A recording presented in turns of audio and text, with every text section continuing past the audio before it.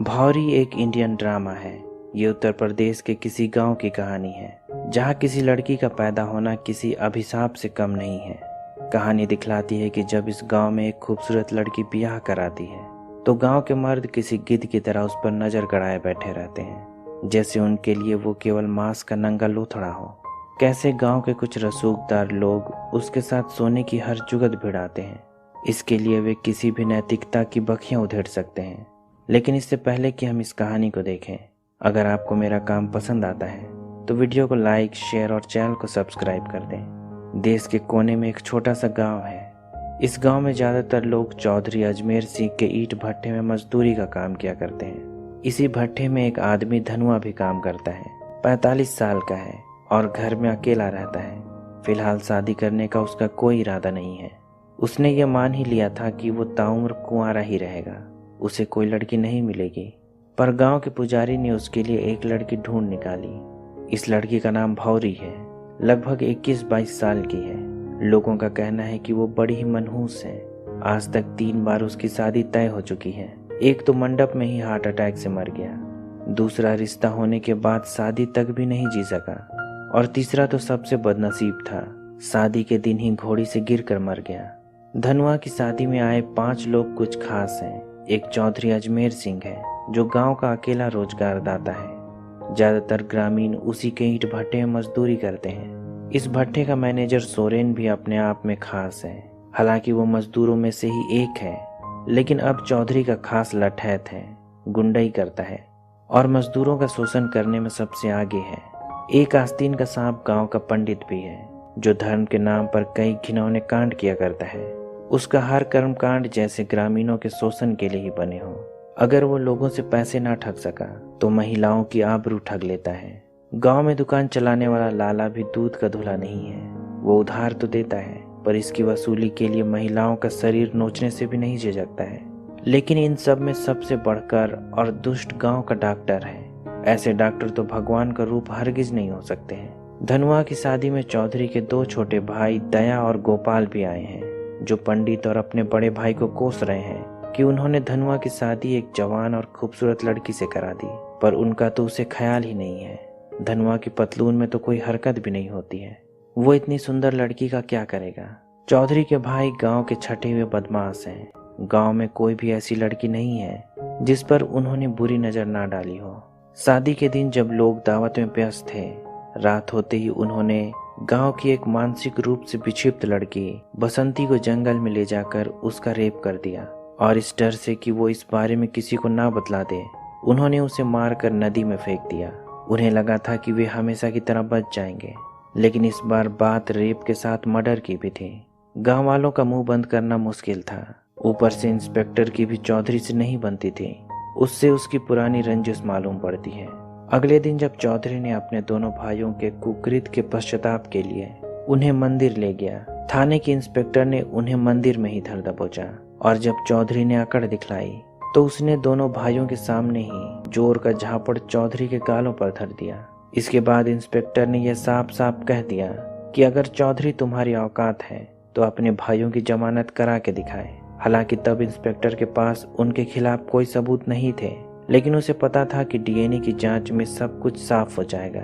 बाद में इंस्पेक्टर ने उन दोनों को थाने में इतना कूटा कि दोनों ने सारी कहानी बक डाली।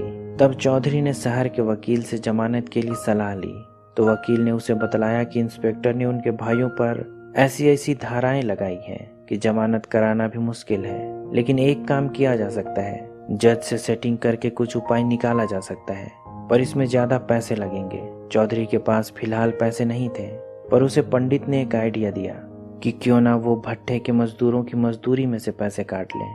पैसे का जुगाड़ आसानी से हो जाएगा। तब भट्टे में करीब 300 मजदूर काम किया करते थे। अगर सारे मजदूरों की आधी मजदूरी काट ली जाए तो जज को रिश्वत देने के पैसे पूरे हो जाएंगे। गांव के मजदूर मजबूरी में काम छोड़ भी नहीं सकते हैं, क्योंकि यहाँ काम करने के लिए कोई दूसरा भट्टा है भी नहीं। और अगर कोई मजदूर विरोध करे तो फिर सोरेन किस बात के लिए है, उसकी गुंडाई कब काम आएगी। मजदूरी आधी होने से सारे मजदूरों का जीना हराम हो गया है। इसमें धनुआ भी एक है। विरोध करने पर उसे उल्टी सीधी बातें सुननी पड़ती है। सोरेन उसे ज्यादा पैसे के लिए अपनी नई नवेली पत्नी को उसके पास भेजने की बात करता है। दूसरी तरफ लाला है जो उधार में सामान देने के बदले भूरी का फायदा उठाना चाहता है, और जब वो चौधरी से मजदूरी के बकाए पैसे मांगता है तो उसे उसकी अश्लील गालियां सुननी पड़ती है। मजदूरी आधी होने से सच में मजदूरों की हालत बड़ी ही खराब है। धनुआ ही अकेला नहीं है। धनुआ के साथ मजदूरी करने वाले एक मजदूर बुधवा का बेटा बीमार है। दवा खरीदने तक के पैसे उनके पास नहीं है। ऐसे में बुधवा की पत्नी मालती को अपने बेटे के इलाज खातिर डॉक्टर के साथ सोकर दवा का बिल भरना पड़ता है। इस बारे में जब भौरी धनुआ को बतलाती है तब वो कहता है कि यही गरीब की किस्मत है, मजबूरी में ऐसा काम करना ही पड़ता है, इसमें उसकी कोई गलती नहीं है। अगले दिन जब धनुआ चौधरी से अपनी बकाया मजदूरी मांगने फिर जाता है तो चौधरी कहता है कि वो अपनी पत्नी को उसके पास भेज दे, उसे मजदूरी यूं मिल जाएगी। तब धनुआ भी पलट कर उससे कहता है कि वो अपनी 7 दिन की मजदूरी छोड़ने के लिए तैयार है, क्यों ना वो अपनी पत्नी को उसके पास भेज दे। इस बात से चौधरी इतना बौखला जाता है कि सोरेन और अपने लठैतों से उसे बुरी तरह पिटवाता है।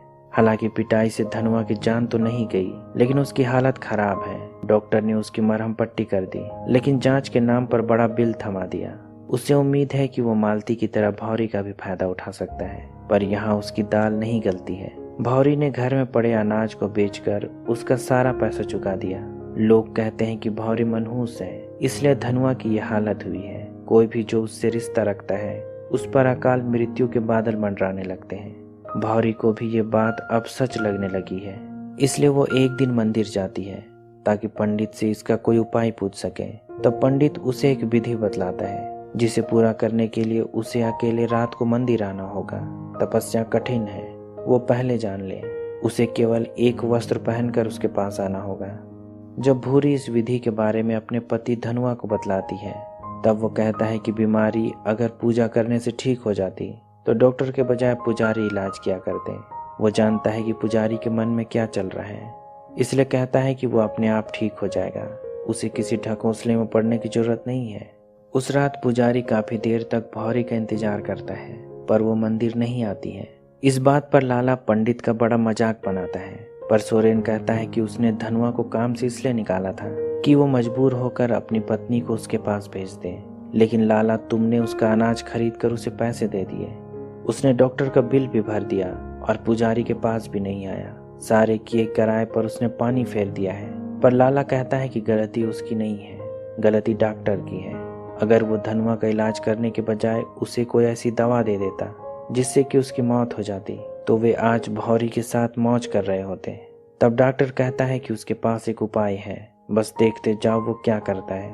अगले दिन डॉक्टर चौधरी की मदद से पंचायत बुलाता है और पूरे गांव के सामने ये घोषणा करता है कि गांव में एक आफत आने वाली है, एक महामारी फैलने वाली है। उसके हाथ में एक मेडिकल रिपोर्ट है। डॉक्टर कहता है कि यह मेडिकल रिपोर्ट धनुआ की है, उसे एड्स नाम की बीमारी है। गांव वालों को कुछ समझ में नहीं आ रहा है कि यह कौन सी बीमारी है, पर सुनने में खतरनाक मालूम पड़ती है। उन्हें कोई आइडिया नहीं है कि यह कैसे फैलती है और इसका कारण क्या है। हालांकि ये रिपोर्ट कितनी सच है ये डॉक्टर ही जानता है। डॉक्टर और चौधरी कहते हैं कि धनुआ को गांव से बाहर निकालना होगा, नहीं तो संक्रमण से सभी मारे जाएंगे, पूरा गांव शमशान बन जाएगा। ये गांव अनपढ़ और जाहिलों से भरा है। गांव के सभी लोग धनुआ से नाता तोड़ देते हैं और उसे आउटकास्ट कर दिया जाता है। बेचारे धनुआ को गांव के बाहर एक झोपड़ी बनाकर रहना पड़ता है। धनुआ ने अपने साथ भौरी तक को नहीं रखा, उसने उसे भी खुद से दूर कर दिया, कहीं ये बीमारी उसे भी ना लांग जाए। वैसे भी उसे तेज खांसी है। गांव के बाहर रहते हुए धनुआ कोई काम भी नहीं कर सकता है, पर जिंदा रहने के लिए खाना तो पड़ेगा ही, इसलिए अब ईंट भट्टे में भौरी को काम करना पड़ता है। लेकिन यहाँ उसके शरीर पर गिद्ध की तरह हौसियों की नजर गड़ी हुई है, बदन का एक हिस्सा भी किसी तरह दिख जाए। एक दिन मुंबई से एक लड़का मजदूरों पर डॉक्यूमेंट्री शूट करने आता है। वो गांव के मजदूरों की स्थिति पर एक डॉक्यूमेंट्री बना रहा है। गांव की एक महिला उस लड़के के लिए खाना बनाने और उसके घर की साफ सफाई का काम भौरी को दिला देती है, क्योंकि गांव के गिद्धों की वजह से उसका भट्टे में काम करना मुश्किल हो चुका था। मुंबई से आया लड़का जवान था और उसकी देखरेख करते करते भूरी के मन में उसके लिए चाहत बढ़ चली थी। जब उस लड़के की शूटिंग पूरी हो जाती है, जाने से पहले तेज बारिश हो रही है। उसे उसके घर तक छोड़ने के क्रम में वे दोनों भाग जाते हैं और रास्ते में ही एक दूसरे से प्यार करते हैं। उन्हें लगा था कि रात के अंधेरे में उन्हें प्यार करते किसी ने नहीं देखा होगा, लेकिन भट्टे के मैनेजर सोरेन का एक लड़का उन्हें एक दूसरे के साथ लिपटते हुए देख लेता है। उसी रात वो इस बारे में गांव के उन 5 दुष्टों को बतला देता है। 5 इस बात से इतने बौखलाए हुए हैं कि भौरी ने उनके बजाय उस शहरी लौंडे को चुन लिया। इसलिए अगले दिन वे पूरे गांव के सामने उस लड़के की बुरी तरह पिटाई करवाते हैं और गांव की नाक कटवाने के आरोप में भौरी पर पंचायत बैठाते हैं। इस पूरे तमाशे के बाद तो धनुआ ने भी भौरी से रिश्ता तोड़ लिया, क्योंकि उसने उसे धोखा दिया है, उसने अडल्टरी की है। अब इस गांव में भौरी का जीना मुश्किल हो गया है। ना तो उसके पास कोई काम है और ना ही अपने पति धनुआ का सहारा। वो पूरे गांव में अकेली अबला है। कुछ दिनों तक गांव में अकेले कष्ट झेलने के बाद वो तय करती है कि अब वो वही करेगी जो गांव के लोग उससे चाहते हैं। उसने चौधरी और उसके सारे चमचों को ये संदेश भिजवा दिया कि वो उनके साथ सोने के लिए तैयार है, पर इसके लिए वो दूसरी लड़कियों के मुकाबले 7 गुने अधिक रकम लेगी। ऊंची कीमत सुनकर शुरू में तो उन 5 में से कोई भी उसके पास ना जाने का दिखावा करता है, लेकिन उसी रात 5 एक के बाद एक भौरी के घर पहुंच जाते हैं। लेकिन आज केवल उनमें से एक ही भौरी के इस नए बिजनेस का उद्घाटन कर सकता है। जो सबसे ऊंची कीमत लगाएगा वही फीता काटेगा। यहाँ सबसे ज्यादा पैसे केवल लाला लेकर आया है, यानी भौरी के साथ पहली रात लाला के नाम होगी। उस रात वो भौरी के साथ खूब मौज करता है। गांव में सभी भौरी के दीवाने थे, इसलिए जब लोगों को पता चला कि भौरी ने प्रोस्टिट्यूशन शुरू कर दिया है, वे 7 गुना अधिक पैसे में भी उसके साथ सोने के लिए जुगत भिड़ाने लगे। डॉक्टर से लेकर पुजारी और पुजारी से लेकर मजदूरों तक ने भी भौरी का स्वाद अच्छे से चख लिया। गांव का हर मर्द जो अपनी घरवाली के सिवाय किसी और औरत के पास भी जाता है, सब ने मौका मिलते ही भौरी का भोग लगा लिया। अब सब कुछ नॉर्मल सी बात हो गई है, लेकिन धनुआ सब जानते हुए भी गांव के बाहर रहने को मजबूर था। भौरी ने अपनी इज्जत बेच दी। इधर वकील ने चौधरी को कहा था कि वो पैसे का बंदोबस्त समय से कर ले, वो जज से सेटलमेंट करा देगा। लेकिन पैसे देने के बाद जब ये लग ही रहा था कि उसके भाइयों की जमानत हो जाएगी, जज का तबादला हो गया और उसके पैसे डूब गए। तब वकील कहता है कि उसके पास अब भी एक उपाय बचा है, वो बसंती की दादी से सेटलमेंट करा के केस वापस करा सकता है। पर जब चौधरी उसकी दादी के पास जाता है, तब वो बतलाती है कि जिस लड़की का उसके भाइयों ने रेप करके हत्या कर दी, वो उसकी खुद की औलाद थी। बसंती चौधरी की बेटी थी। बुढ़िया की बहू जब जिंदा थी, उसके साथ चौधरी के अवैध संबंध थे, उसी से वो गर्भवती हुई थी। जब चौधरी को ये बात पता चलती है कि बसंती उसकी खुद की बेटी थी, वो अंदर से जैसे मर जाता है। उसने एक संतान की आस में जवानी निकाल दी थी। बसंती भले ही दिमागी तौर पर बीमार थी, पर आखिरकार उसकी ही बेटी थी। इस सच्चाई के बाद वो बड़ा ही गुमसुम रहने लगा था। वो किसी से कुछ भी बात नहीं करता, हर वक्त कुछ न कुछ सोचता रहता। एक दिन दिमागी तनाव से उसकी मौत हो गई। किसी को ये बात समझ में नहीं आई कि चौधरी को अचानक क्या हो गया था, लेकिन उसके मरने के बाद भी गांव में वही सब बदस्तूर जारी है जो चौधरी ने अपने जीते जी पीछे छोड़ा था। डॉक्टर की बेटी कुछ दिनों से बीमार है। अलग अलग तरह की दवाई ट्राई करने के बाद भी उसकी बीमारी बढ़ती ही जा रही है। हमेशा बुखार रहता है। जब वो उसका ब्लड सैंपल शहर भेजता है तो उसे एक बुरी खबर मिलती है, उसकी बेटी को एड्स है। ऐसा कैसे हो सकता है? वो अपनी बेटी को मारता पीटता है और पूछता है कि उसने किसके साथ मुंह काला किया है। तब वो बतलाती है कि क्लिनिक में उसके असिस्टेंट मन्नू से उसका अफेयर था। जब डॉक्टर असिस्टेंट की कुटाई करता है कि वो और किस किस के साथ सोता आया है, तब वो बतलाता है कि वो भौरी के पास जाया करता था, यानी उसे ये बीमारी भौरी से मिली है। मन्नू के मुंह से भौरी का नाम सुनते ही डॉक्टर के चेहरे से रंगत उड़ जाती है, क्योंकि उसने भी भौरी के साथ कई बार मौज किया है। इसका मतलब है कि गांव के दूसरे मर्द भी लाला, पंडित, सोरेन और हर वो आदमी जो भौरी के साथ सो चुका है, इस बीमारी की चपेट में है। डॉक्टर जानता है कि एड्स का इलाज नहीं हो सकता है। कुछ समय बाद वो भी बीमार पड़ेगा और उसकी भी मौत हो जाएगी। जैसे जैसे समय बीत रहा है, गांव में अचानक मौतों की संख्या बढ़ती जा रही है। जब मीडिया में यह बात आती है कि गांव में कोई महामारी फैली है, सबों के खून की जांच की जाती है। 600 की आबादी में 150 लोगों को एड्स हो चुका है। इसमें औरत और मर्द सभी शामिल हैं। जब गांव वालों को पता चलता है कि उन्हें एड्स है, जो शर्तिया तौर पर जान ले लेती है, वे इसके लिए धनुआ को दोषी मानते हैं, क्योंकि डॉक्टर ने पहली बार इस बीमारी का नाम तब लिया था जब कुछ साल पहले धनुआ बीमार पड़ा था। जब गांव वाले मारते पीटते धनुआ को वापस गांव में लाते हैं और उसका खून जांच किया जाता है। पता चलता है कि उसे ये बीमारी है ही नहीं, वो रिपोर्ट फर्जी थी जो उस समय डॉक्टर ने पंचायत के सामने दिखाई थी। असल में भौरी को ये बीमारी धनुआ से नहीं बल्कि उस लड़के से हुई थी जो बम्बई से डॉक्यूमेंट्री शूट करने आया था।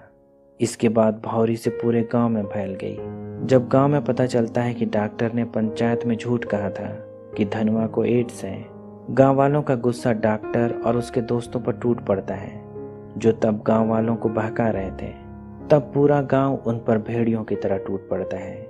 आज वे लकड़बग्घों का शिकार कर रहे हैं। पुलिस ने भी गांव वालों को छूट दे दी है। उन्होंने मार मार कर डॉक्टर, लाला, पंडित और सोरेन की हत्या कर दी। लेकिन दूसरी तरफ जब धनुआ को पता चलता है कि भौरी भी बीमार है, वो उसे देखने उसके पास जाता है, लेकिन तब तक उसकी भी मौत हो चुकी है। वो भौरी से नाराज तो था, पर अब उसे पूरे सम्मान और प्यार के साथ अंतिम विदाई देता है। ये पूरी कहानी कर्मा के बारे में है।